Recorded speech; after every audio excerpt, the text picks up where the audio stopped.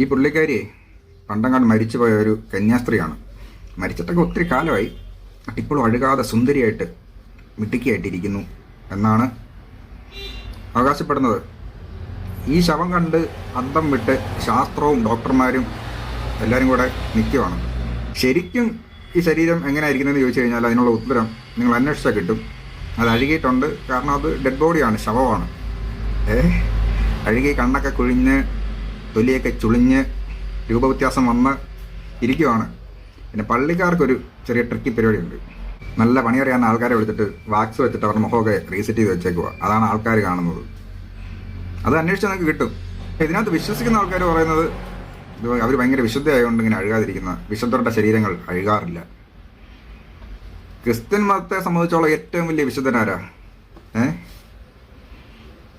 യേശുവും 12 ശിഷ്യന്മാരും. ഈ 12 ശിഷ്യന്മാരുടെയും യേശുവിൻ്റെയും ഡെഡ് ബോഡി എന്തിയേ? അഴുകിപ്പോയോ? പിന്നെ ഇതിനകത്ത് യേശുവിൻ്റെ കാര്യം വിട്ടാരെ, പുള്ളി എന്തോ വാമ്പോളി കൂടെ സ്വർഗത്തിലേക്ക് പോയെന്നാണ് പറയുന്നത്. ബാക്കിയുള്ളവരുണ്ടല്ലോ, യേശുവിൻ്റെ ഫാദറുണ്ട്, മദറുണ്ട്, ശിഷ്യന്മാരുണ്ട്, വേറെ കുറേ പേരുണ്ട്. ഇവരുടെ എല്ലാം ഡെഡ് ബോഡി ഇങ്ങനെ തന്നെ ഇരിക്കുമെന്നോ?